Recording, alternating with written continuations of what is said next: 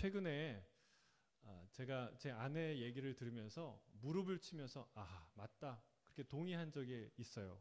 뭐냐면 주로 제가 목사니까 많이 이렇게 얘기하는데 그 학부모님들과 이렇게 암송에 대한 이야기를 하면서 이 얘기를 하는 거예요. 보통 부모들이 교회 다니는 부모들이 자녀들에게 암송을 시키면 되게 좋아하신대요. 애들이 암송하는 거.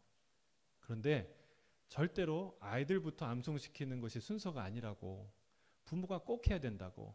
왜 그러냐? 그 설명을 하는데 말씀은 하나님의 검이잖아요. 칼이잖아요. 잘 쓰면 무기인데 잘못 쓰면 흉기가 돼요. 사람 살리는 도구를 사람 죽이는 흉기로 쓸 수가 있다는 거예요. 여러분 우리도 어린아이한테 칼 맡기지 않죠. 어느 정도 성숙한 다음에 하죠. 그러니까 반드시 하나님의 말씀이 칼날과 같아서 아이들 스스로를 공격하거나 또 남을 정죄하는 무기가 될 수 있다, 흉기가 될 수 있다는 거예요. 그러니까 부모가 먼저 반드시 그것을 암송하고 그리고 그것을 어떻게 잘 사용하는지를 보여주고 그리고 아이들에게 암송을 함께 하는 것이 얼마나 유익한지에 대해서 이 얘기를 했는데 제가 무릎을 탁 치면서 깨달았어요. 그렇구나. 진짜 하나님의 말씀은 검이구나. 여러분 하나님의 말씀 붙들기 주의 이름으로 축복합니다. 여러분 목검은 아무렇게나 다뤄도 돼요. 근데 진검은 함부로 다뤄서는 안 돼요. 여러분 진검을 함부로 잡으면 됩니까? 손 빕니다. 어딜 잡아야 돼요? 손잡이를 잡아야 돼요. 말씀은 뭘로 잡아야 됩니까? 믿음으로 잡아야 돼요. 믿음으로 잡을 때 말씀이 비로소 잡혀요. 의심으로 잡으면요, 이 말씀이 미끄러져서 다칩니다. 여러분 이 칼에 칼집이 있듯이 말씀은 어디다 보관해야 돼요? 이성이라는 칼집에 보관하면요, 그 칼집이 찢어집니다. 칼이 돌아다녀요. 어디에 보관해야 됩니까? 성령이라는 칼집에 보관해야 돼요. 이 칼은 아무 때나 뽑아 쓰는 게 아니죠. 사용처가 제일 중요해요. 칼은 어디다 써야 돼요? 나한테 쓰는 게 아니라 적에게 써야 돼요. 원수를 향해 써야 돼요. 물론 하나님의 말씀은 첫 번째로 자기에게 적용을 하죠. 그렇죠? 근데 내 안에 있는 원수, 내 안에 있는 죄, 그리고 내 안에 역사하는 사탄을 향해서 쓰는 것이 그게 말씀의 검인 거예요. 근데 사탄은요, 그 말씀을 잘못 쓰게 해요. 너 자신을 향해서 쓰라고 얘기해요. 그래서 여러분 이 칼은요, 내 안에 있는 죄를 도려내는 것이지 내 안에 역사하는 사단을 물리치는 도구이지 나 자신을 죽이는 도구가 아닌 줄로 믿습니다. 그럼 잘 써야 돼요. 저는 특별히 산상수는요, 너무나 예리한 칼날이에요. 저는 이 말씀이 그러면 그 무서운 거 나 안 받을래요. 그런 거 내가 모른다고 살래. 이러면은 어리석은 거예요. 여러분 누구나 집에 다 칼이 있어요. 그렇죠? 주부들은 칼 없으면 일 못해요. 여러분 칼이 생선의 비늘을 벗기듯이 여러분 우리의 딱딱해진 굳은 살을, 하나님의 말씀의 검이 우리의 딱딱한 굳은 살, 영적 굳은 살을 다 벗겨내는 데 사용될 줄로 믿습니다. 더러운 것을 도려내고 잘라내는 데 써요. 말씀이 있으면요, 저거 더러운 얘기, 더러운 생각 딱딱 잘라낼 수 있어요. 근데 말씀이 없으면 그냥 통째로 삼기는 거예요. 이게 더러운 건지 깨끗한 건지. 여러분 말씀이 없으면 우리의 삶은 너무나 질이 낮아지는 거예요. 말씀의 칼이 있어야 돼요. 근데 중요한 거는 잘 잡아야 되고 잘 보관해야 되고 잘 써야 된다는 거예요. 특별히 이 산상수훈의 말씀은 너무나 날카로운 말씀이에요. 저는 이 말씀을 통해서 우리의 안에 있는 이 죄악들, 그리고 굳은 살들, 정말 10년 묵은 20년 묵은 못된 습관들이 다 잘려나가는 놀라운 역사가 있길 주의 이름으로 축복합니다. 여러분 지난주에 주님께서 뭐라고 말씀하십니까? 이 산상수훈은요, 이 땅에서 보지 못하는 천국을 사는 천국 시민의 모습을 그려주고 있어요. 어떤 모습이었어요? 순결한 삶, 거룩한 삶. 오늘은 어떤 삶을 보여주고 있습니까? 첫 번째로 주님은 맹세하지 말라고 얘기합니다. 이게 무슨 뜻일까? 우리 말씀을 한번 먼저 읽겠습니다. 마태복음 5장 33절부터 37절까지 우리 같이 한번 읽겠습니다. 시작. 헛맹세를 하지 말고 내 맹세한 것을 주께 지키라 하였다는 것을 너희가 들었으나 나는 너에게 이르노니 도무지 맹세하지 말지니 하늘로도 하지 말라. 이는 하나님의 보좌이며 땅으로도 하지 말라. 이는 하나님의 발등상이며 예루살렘으로도 하지 말라. 큰 임금의 성이며 내 머리로도 하지 말라. 이는 내가 한터럭도 희고 검게 할 수 없음이라. 오직 너희 말은 옳다 옳다 아니다 아니다 하라. 이에서 지나는 것은 악으로부터 나느니라. 율법은 우리에게 말하기를 헛 맹세를 하지 마라. 그리고 맹세한 것은 반드시 지켜라 라고 가르칩니다. 근데 주님은 한 걸음 더 나아가서 도무지 맹세하지 말라라고 말씀하세요. 하늘로도 하지 말고 땅으로도 하지 말고 그리고 예루살렘으로도 하지 말라. 심지어는 네 머리를 두고도 맹세하지 말라라고 말씀하세요. 이 말씀의 뜻이 무엇인가? 예수님이 하시는 이 말씀의 메시지는 37절에 나와 있습니다. 37절에 뭐라고 얘기합니까? 오직 너희 말은 옳다 옳다 아니라 아니라 하라. 이에서 지나는 것은 악으로부터 나느니라. 주님이 원하시는 것은요, 우리의 말이 단순하고 진실하게 되는 거예요. 우리의 말이 단순하고 진실하게 되는 것, 그게 예수님의 메시지예요. 예면 예고 아니면 아니요가 되어야 되는 거죠. 여러분, 입장을 분명히 하라는 그런 말과 좀 뉘앙스가 다른 말이에요. 우리의 예는 진짜 예가 되어야 된다는 거예요. 우리의 아니요는 진짜 참말로 아니요가 되어야 한다는 사실이에요. 근데 마음은 아니요인데 우리의 입은 예라고 말하는 것 안 된다는 거예요. 여러분, 말과 마음이 다를 때가 있죠. 많죠. 우리 한국 사람의 3대 거짓말이 있다고 하지 않습니까? 예? 시집 안 간 처녀가 나 절대 시집 안 가. 그리고 장사하시는 분들이 이거 밑지고 파는 거예요. 그리고 나이 드신 어르신들이 늙으면 죽어야지. 이런 말들은 그러니까 우리가 이것뿐만 아니죠. 얼마나 많은 마음과 겉이 다른 이야기들을 합니까? 우리는 누군가의 말을요 그대로 전달할 수는 있어요. 그런데 그 말을 그대로 전달했다고 그의 마음이 그대로 전달될까요? 그렇지 않아요. 왜냐하면 말과 마음이 다를 수 있기 때문에. 말은 어떤 사람 얘기를 들어보면 말은 칭찬인데 가만히 들어보면 은근히 무시하는 말일 때가 있어요. 네. 지난주에 시편을 보는데 그런 말이 있더라고요. 101편에 자기 이웃을 은근히 헐뜯는 자를 내가 멸할 것이요. 은근히 헐뜯는 말이 있어요. 그러니까 누군가를 확실하게 추락시키기 위해서 확실하게 띄우는 거예요. 초반전에 띄우고 쭉 띄우다가 그 사람은 이것도 좋고 저것도 좋고 그것도 너무너무 좋아. 근데 말이야 딱 하나 걸리는 게 있어.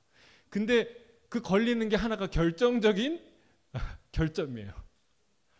여러분, 이 얘기는 그런 결점에도 불구하고 그 사람이 좋다는 얘기예요? 아니에요. 예, 그런 모든 좋은 점에도 불구하고 이 결점 때문에 나쁘다는 얘기예요. 여러분, 이 참 칭찬인 것 같은데 깎아내리는 말, 이런 말이 우리 안에 있다는 사실이죠. 여러분, 맹세를 우리가 하지 않습니까? 맹세를 어느 때 합니까?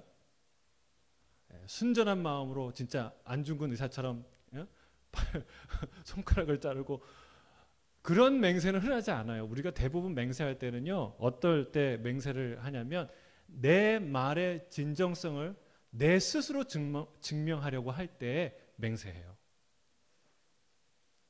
내 말이 참말이고 거짓말이 아니라는 것을 증명하기 위해서, 그걸 강조하기 위해서 이 사실 저 사실을 끌어다 놓고 이 증거 저 증거를 끌어오고 이 얘기하다가 마지막에 맹세로 끝나는 거예요. 내가 맹세컨대, 내가 결단코 하면서 그 얘기가 끝나는 것이죠. 여러분, 내가 나를 증명하려 할 때 말이 많아집니다. 내가 나를 증명하려고 할 때 우리 말에 힘이 들어가요.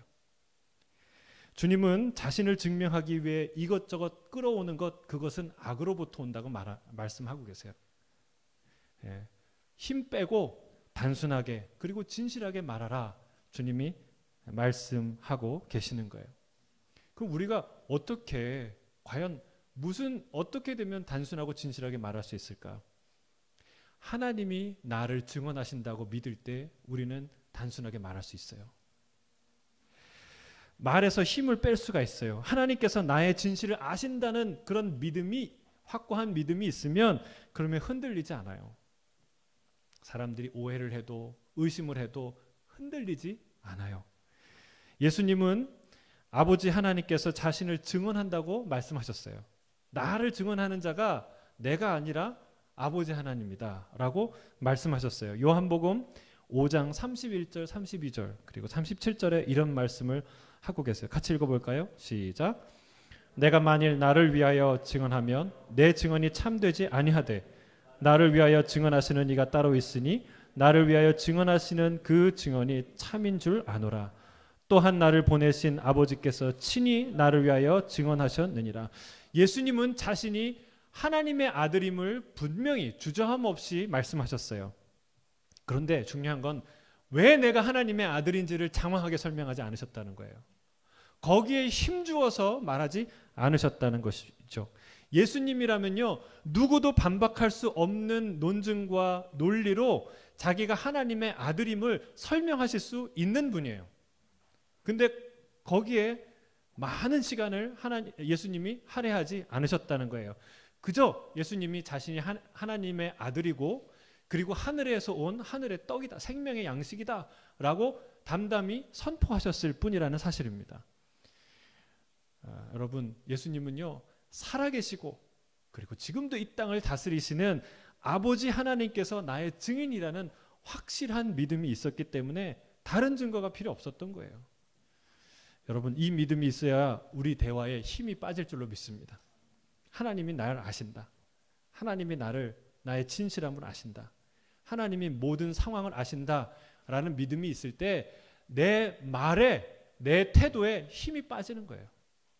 그래야 단순해지는 거예요. 그래야 진실해질 수 있다는 사실입니다.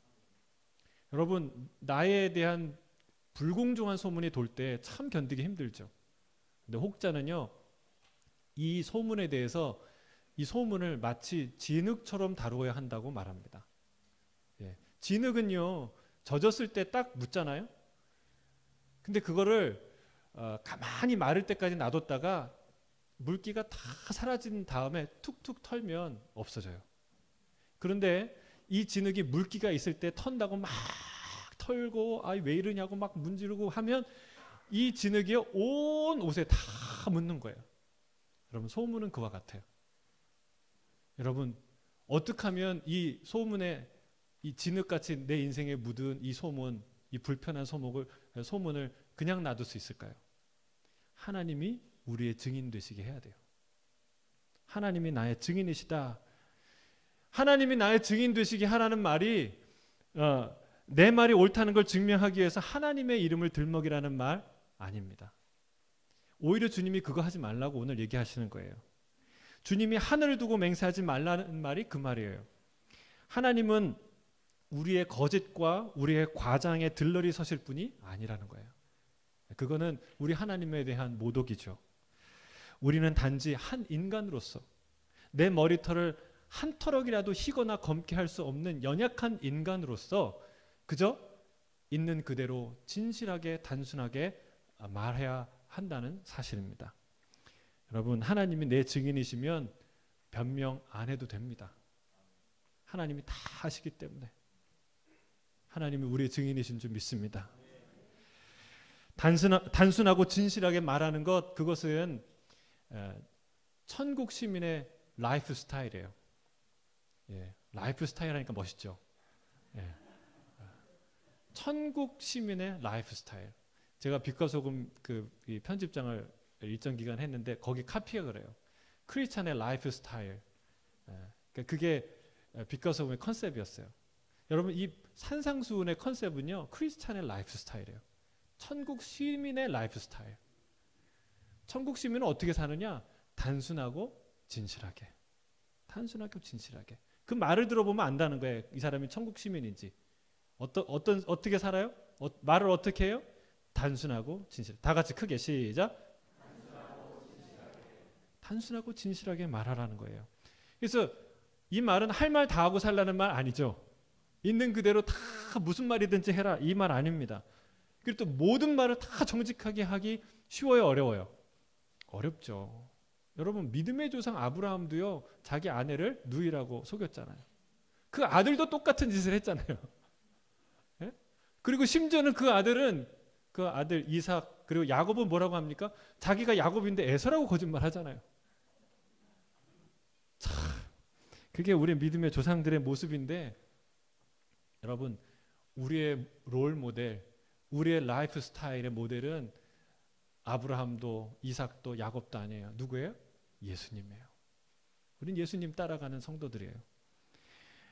그러나 야곱과 이삭과 아브라함과 같은 여전히 거짓말하고 연약하고 우리의 말에 앞뒤가 맞지 않는 그런 자들 주님이 사랑하시죠. 그리고 우리 야곱의 허물을 보지 않겠다고 결정하신 그 주님의 은혜 때문에 우리가 여기서 예배드리고 멀쩡하게 살고 있죠. 그렇다고 아무 말이나 하고 거짓말 해도 된다는 거 아니에요. 주님은 피값을 우리를 사셨어요. 그리고 우리를 거룩하고 정결하게 만드시길 원하세요.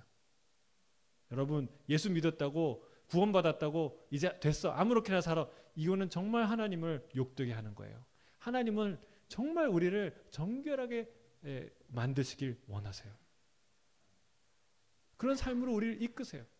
그 삶의 첫 번째 단계가 뭐냐? 우리의 말이 단순하고 정직해야 그래야 우리의 삶이 단순하고 진실해질 수 있다는 사실이에요.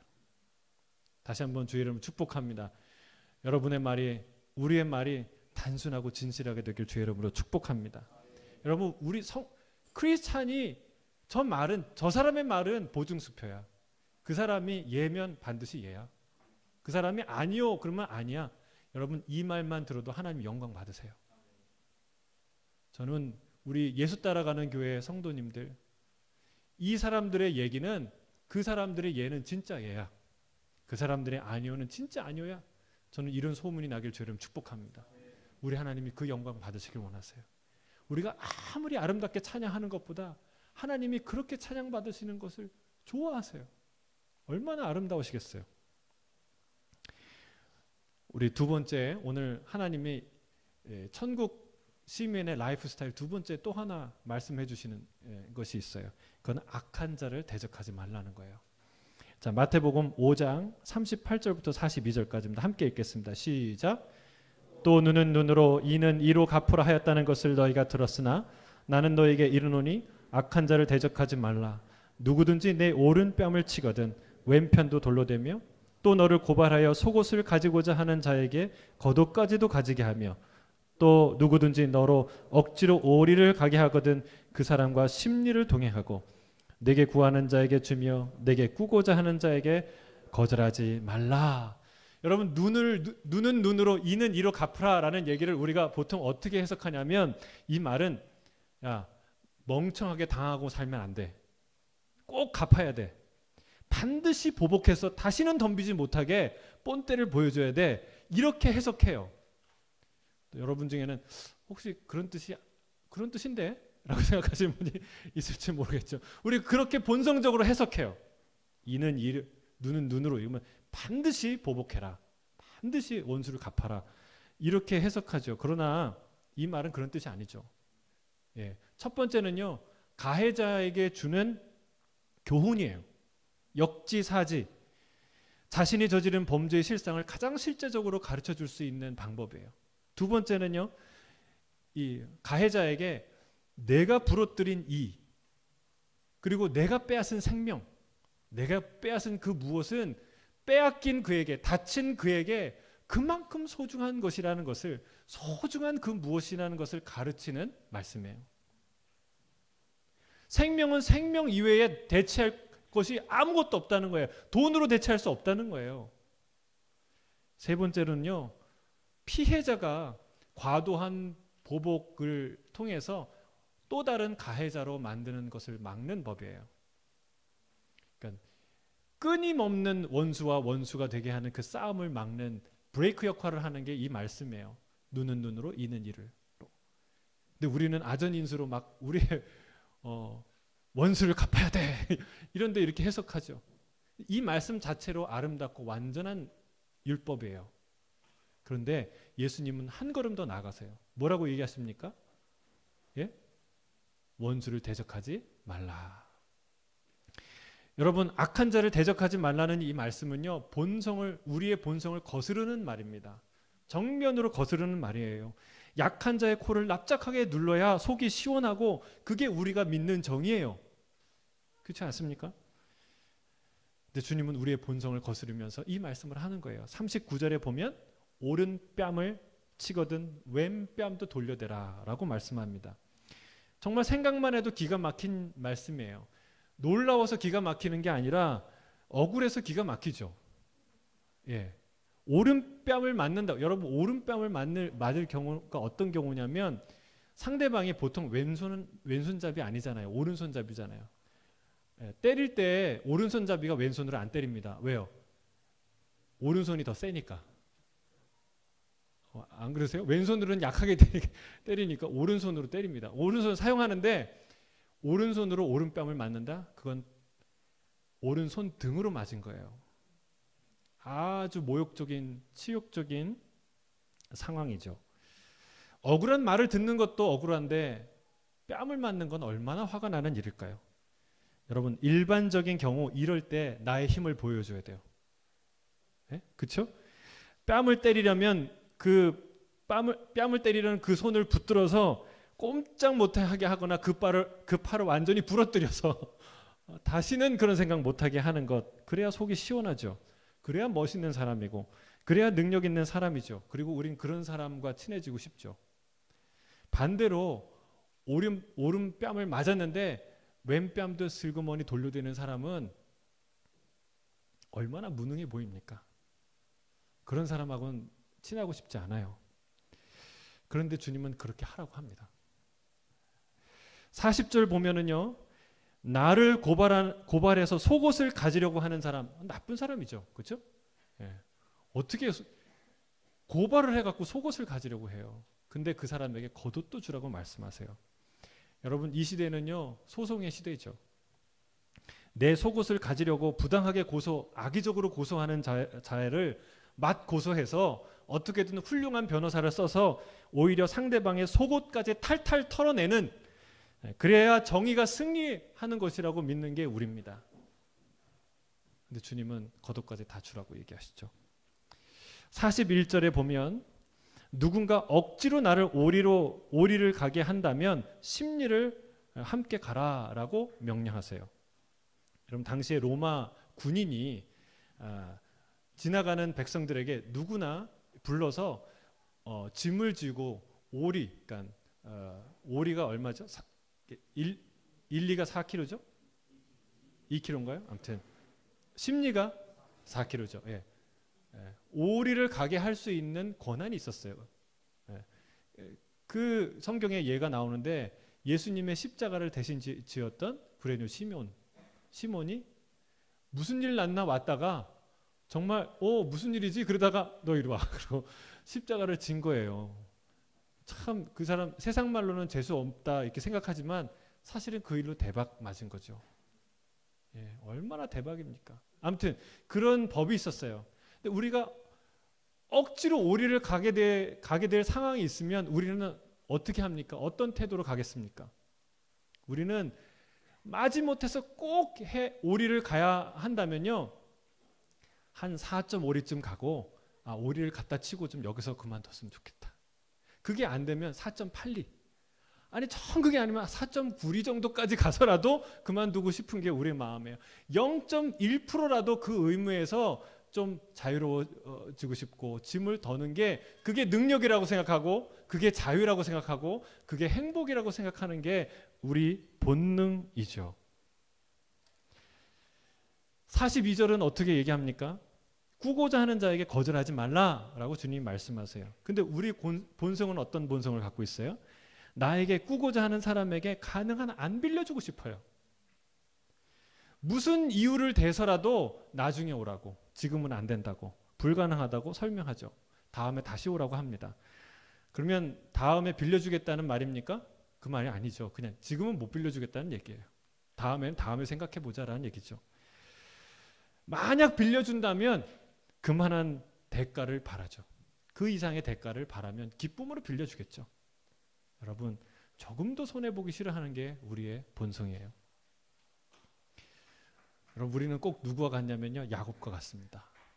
우리의 본성, 우리의 자연인의 본성은 야곱과 똑같아요. 야곱은 야곱의 말의 뜻, 그 이름의 뜻은요, 발꿈치를 잡은 자, 속이는 자라는 뜻이에요.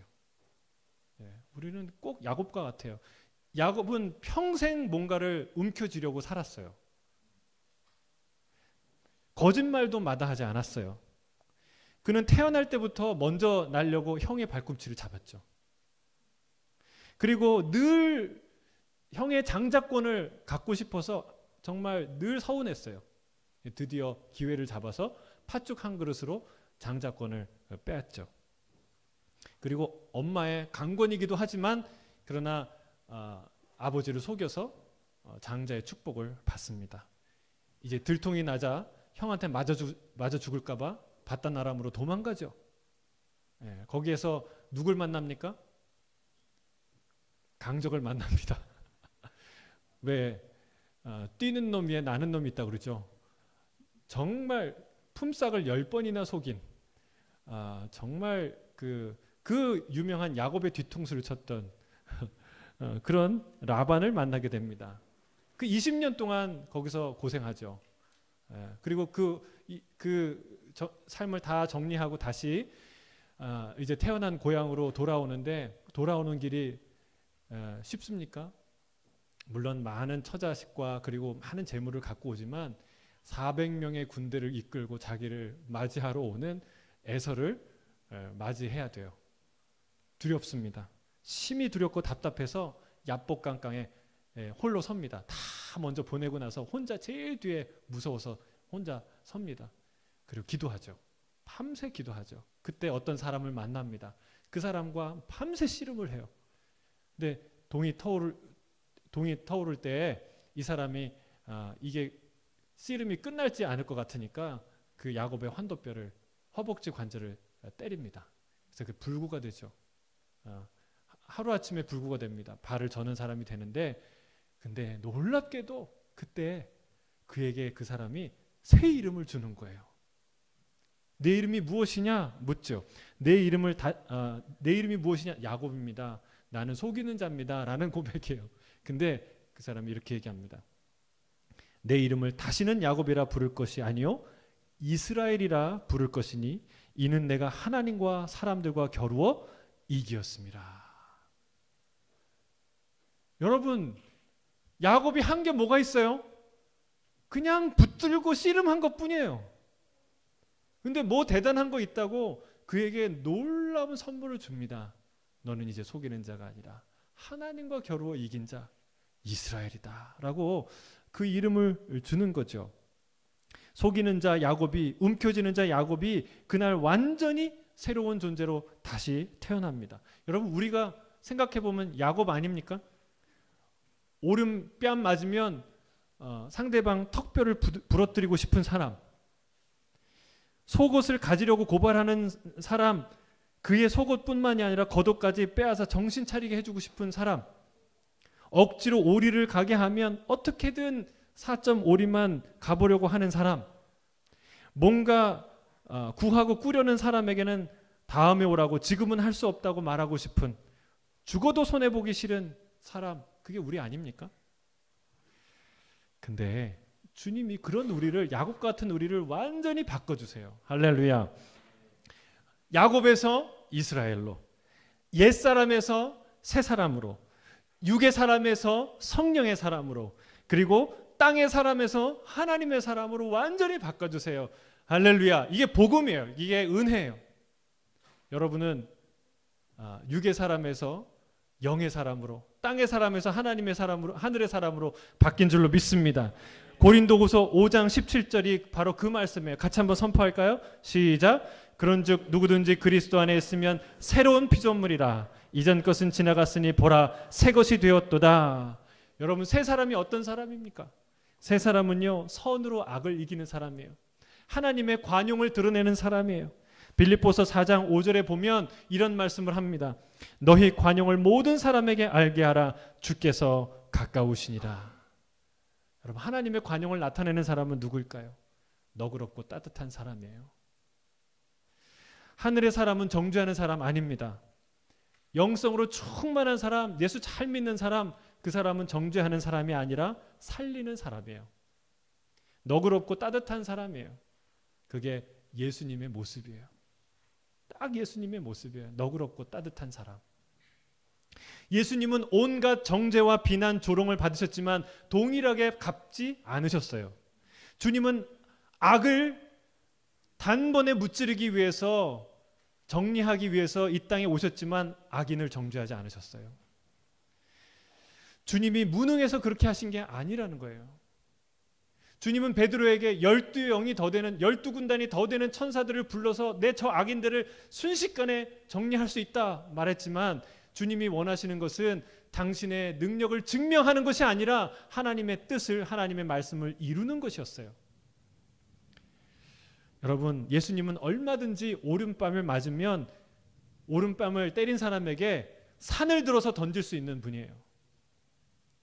속옷을 가지려고 부당하게 고발하는 자를 감옥에 쳐넣어서 종신형에 처할 수 있도록 만드실 수 있는 분이에요. 억지로 오리를 가게 하는 자를 평생 당신의 짐을 져야 할 종으로 삼을 수 있는 분이에요.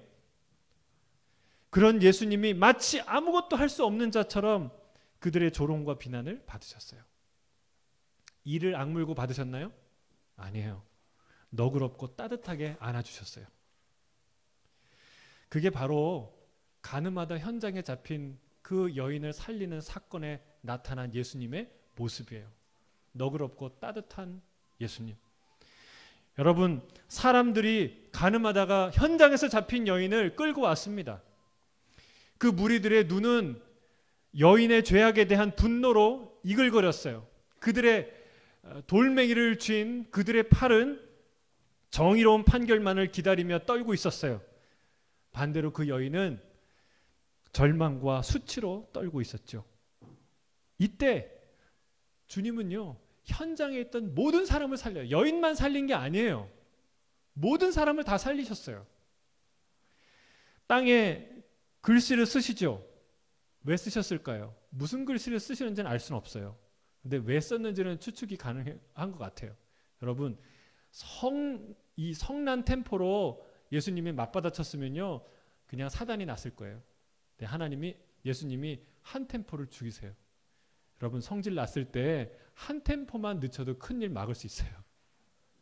참 지혜로우신 분이에요. 그리고 나서 사람들이 주목할 때 말씀하시죠. 누구든지 죄가 없는 자는 먼저 이 여자를 쳐라. 여러분, 이게 기가 막힌 말씀이에요. 그 궁지를 벗어날 수 있는 측면에서 지혜로워서 기가 막힌 말씀이 아니라 정말 모두를 살리는 말씀으로서 기가 막힌 말이에요. 모두를 살리는 말씀이에요. 이 말씀이. 먼저는 흥분한 군중을 살리셨어요. 명분과 권리가 주어지면 무엇이든 하려는 성난 군중의 무자비하고 잔혹한 즉결 처분을 막으셨어요. 뿐만 아니라 자신의 죄악을 돌아보게 하셨어요. 아마도 여러분, 그 군중 중에 사람들은 평생 그 순간을 잊지 못할 거예요. 자신이 의인인 양 살았던 사람에게, 아, 내가 죄인이구나, 저 가늠한 여인을 돌로 결코 칠 수 없는 죄인이구나를 깨닫게 하는 정말 중요한 순간이었을 거예요. 두 번째는 여인을 살리셨어요. 회개의 기회조차 얻지 못하고 생을 마감할 불쌍한 여인을 살려주셨어요. 또 한 번의 기회를 주셨죠. 그리고 가서는 다시는 죄를 짓지 말라 말씀하셨어요. 여러분, 죄가 아니라고 말해주는 것이 관용이 아닙니다. 진짜 관용은 죄를 씻고 다시 정결하게 살 수 있도록 기회를 주는 것, 사랑하고 격려하는 것, 그것이 진짜 관용이라는 사실입니다. 여러분, 이 사건의 중심에 누가 계십니까? 예수님이 계세요. 그 중심에 뭐가 있습니까? 모두를 살리시는 예수님의 따뜻하고 너그러운 마음이에요. 군중을 향해 분노하지 않으셨어요. 분노했다는 말이 없어요, 성경에. 자신이 죄인이면서도 죄인을 정죄하고 용납 못하는 돌을 든 성난 군중, 그 군중은요, 파렴치한 군중들이었어요. 그러나 그 군중들을 향해 주님은 분노하지 않으셨어요. 음란한 현장에서 잡힌 여인을 혐오하지 않으셨어요. 주님의 마음은요 따뜻하셨어요. 그리고 너그러우셨어요. 살리고 싶으셨어요. 여러분, 이것이 예수님의 모습이고 내 안에 창조하신 새 사람의 모습인 줄로 믿습니다. 이 마음이 있을 때 우리가 이 일을 할 수 있어요. 여러분, 주님이 오늘 두 가지 천국 시민의 라이프 스타일 가르쳐 주세요. 첫째는 뭐예요? 단순하고 진실하게. 두 번째는 너그럽고 따뜻하게. 여러분, 이 두 가지를 가지고 오늘 우리가 기도했으면 좋겠어요. 하나님의 말씀이 우리 안에 딱딱하고 완고한 마음, 힘을 주고 잔뜩 부풀리고 거짓되게 하려는 마음, 이 마음을 도려내실 줄로 믿습니다. 우리 같이 한번 우리 이 찬양을 하면서 다 같이 일어나서 주님과 같이